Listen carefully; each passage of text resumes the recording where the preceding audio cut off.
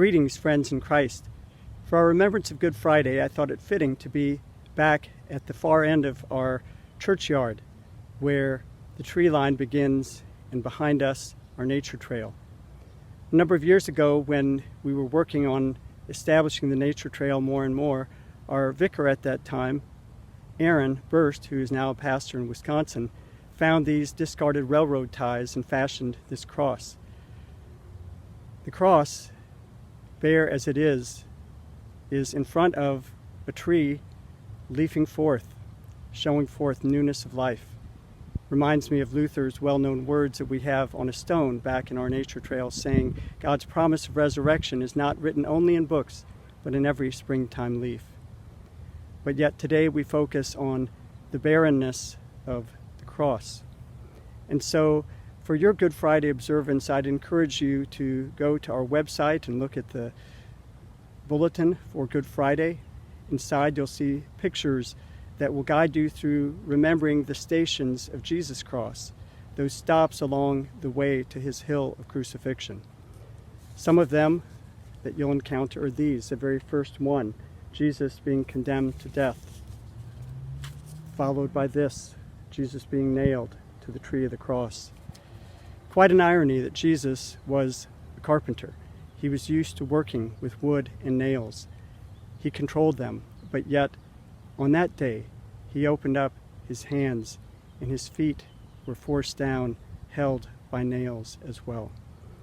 Yes, Jesus did go on that way of the cross for you and for me and for all, so that his death would destroy death and meet us in all of our places of sorrow and suffering, woundedness and wounding, to undo them and to open up not only our pain, but the healing of our pain, to bring forth resurrection and life. So it is that we remember on Good Friday, whether it's here in our churchyard coming back to this wooden cross, whether it's walking the stations of the cross on our nature trail, or maybe in your home or in your backyard, we remember Jesus, his way of suffering, to that loneliness of the cross, that loss, so that we might have one who meets us in all of our losses and doesn't keep us there, but brings us into his resurrection life. Yesterday, April 9th, was a remembrance of Dietrich Bonhoeffer, a Lutheran pastor in Germany who was executed just days before the end of World War II. He was a vocal part of the resistance, and his books still resonate with so many. The Cost of Discipleship, Life Together, and so forth.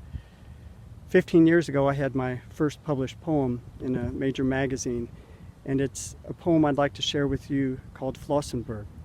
It came out of going with my brother and some of his family to the Flossenburg concentration camp in Germany, which was a stone quarry camp not far from the Czech border.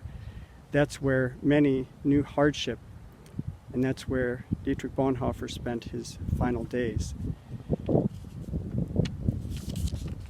I have climbed out of the depths where human ash and soil comprise a pyramidal mound covered by the green of life. Here men, women, and children quarried stone in captive labor under a sniper's constant guard. The barbed wire of confinement still runs through these mountains and conifer forests. How wrong it seems to revel in the beauty of this place. Yet even here, even now, redemption's signs abound. In the cross and flowers where Bonhoeffer hung, in the sanctuary walls and floor of watchtower rock and brick, in the quiet chill of the early morning air, resurrection cries out from the ground. So may it be that our remembrance of Jesus' cross takes us to redemption, his redeeming work of love for us.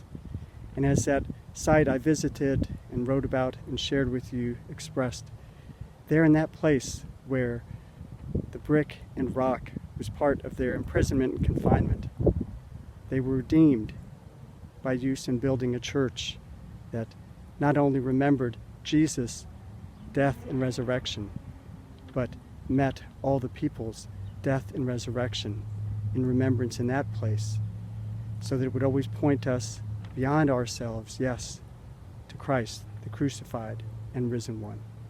May this be part of your remembrance of Jesus' way of the cross this Good Friday as we head toward Easter Sunday.